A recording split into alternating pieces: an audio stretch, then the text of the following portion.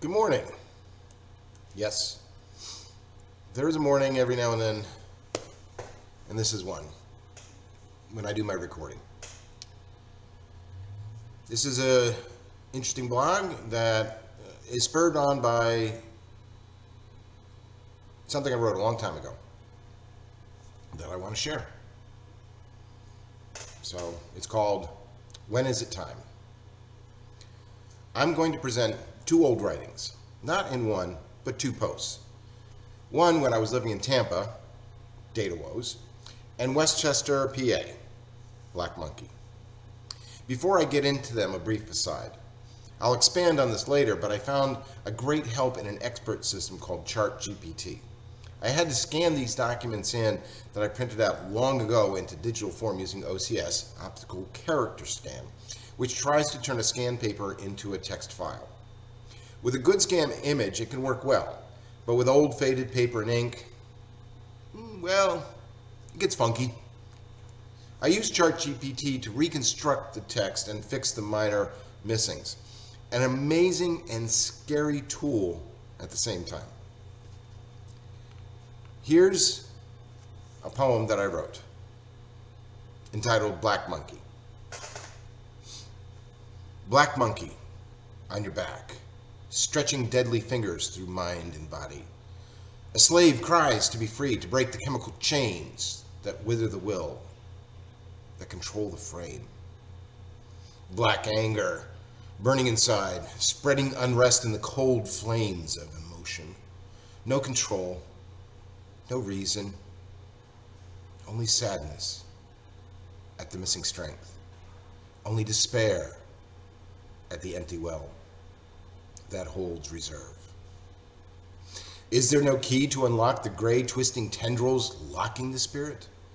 Is there no guide showing the path up from a gray smoked hell?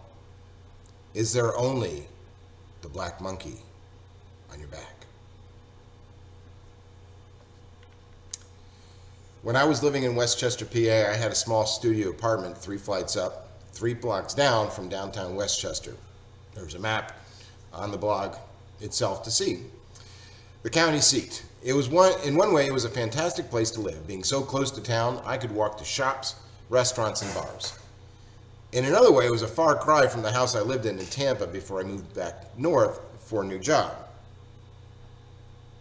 At the time, I was still smoking, had been for 8 years, and as an addiction, I loved smoking. I hated smoking, but quitting did not seem possible. I tried. All smokers do, maybe. But when you try, it is, let me borrow here, sneak a smoke there, and ta-da, back to the pack you go. I wrote that poem not so much inspired by, but encouraged by my friend partner Judy, who had expressed to me that writing was a way to release your inner issues, open the mind to a different thought, and in that moment, maybe find a new path. Nicotine was the black monkey, and I hate how it controlled my life and sucked not just actual life from me, but financial life as well. A pack back then was maybe $1.25, but do the math for 1 pack a day smoker, and it was over $8 a week into my lungs and out of my life at a time when I couldn't afford it. It had to stop. I quit cold turkey. Not easy. But here's the story. One weekend, my brother came to visit, and we did what brothers do. We went out, we drank beers, we smoked. We drank more, we smoked more. And for me, I was way past the pack a day limit. The thing about hanging with another smoker is that you get into sympathy lights. She lights up. If you don't have one, you light up. Thus, one becomes 2. I think that night I smoked overall 2 packs, and after leaving my brother to his ways, I staggered up my 3 flights, crashed into my bed, and was down harder than a ball landing on Jupiter. It's a physics thing. The next morning I woke up. I could not breathe. Seriously, I was gasping for breath. My lungs were hunting for air, and it was damn hard to get anything resembling oxygen into my body, gasping for air. That shit wakes you up real quick. I was able to breathe somewhat, and in 20 minutes it took for me to get dressed, drive my car to a pharmacy, and buy a bronchial mist and take it. I had a fantastic time to ponder why the hell I smoked. Sucking in bronchial mist, feeling air back fully in my lungs was one bell of a wake-up call for change, and I did. Fuck that. No way. Not again. I got back home, spent the day recovering from both my hangover and the less joyous experience of not breathing well, and came to this realization. If this is what emphysema is like, fuck that, no way, not again. I said it too soon before. I still had an almost full pack of Marlboro Lights in my car, which, the pack, was still there on Monday a.m. Smokers and ex-smokers will understand this. The morning smoke was the best. I loved my first cig with coffee, but the best was driving to work. Window slightly down, puffing to the news on the way to work. That set the day for me. But on Monday, after not breathing, I did not have my coffee smoke. I did not have my drive to work smoke. I did not smoke all day and night and day. And all the while, that pack sat in my driver's side door saying, please come back. And every time I looked at it, I remembered what not breathing felt like. 3 days in, I was head down at my desk with an overcoat on, feeling like shit. 5 days in, I was able to feel human.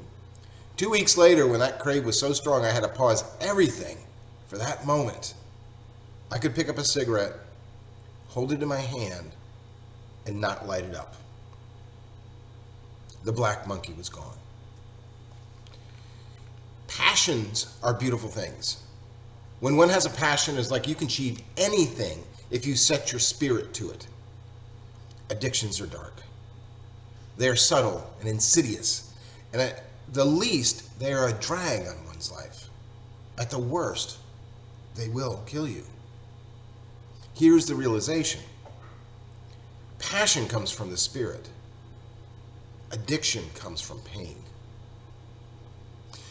What we need to be aware of is that pain can, in the short term, overcome spirit without love. Love of our own selves, love from others when pain overwhelms us. We all have addictions and we all have passions. For my own self, I have been allowing the pain more strength than spirit. But by exposing that pain now, by just saying it exists, perhaps this new black monkey will be removed as well. What is it?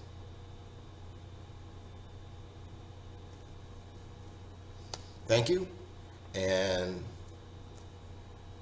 have a great day.